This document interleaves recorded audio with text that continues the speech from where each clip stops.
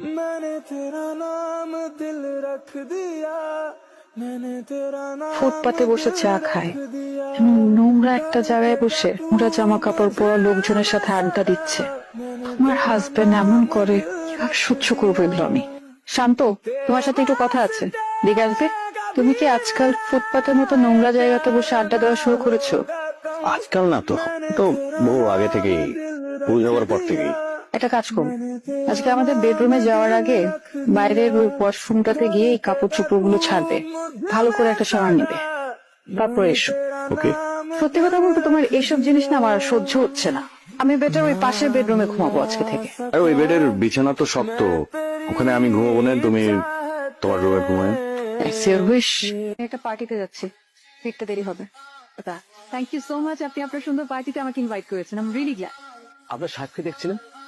দেশের বাইরে গেছে আর কি। ও নো। আচ্ছা, আপনি একটু কথা বলেন, আমি আসছি। Excuse me. হ্যাঁ, তুমি এখানে কি করছো?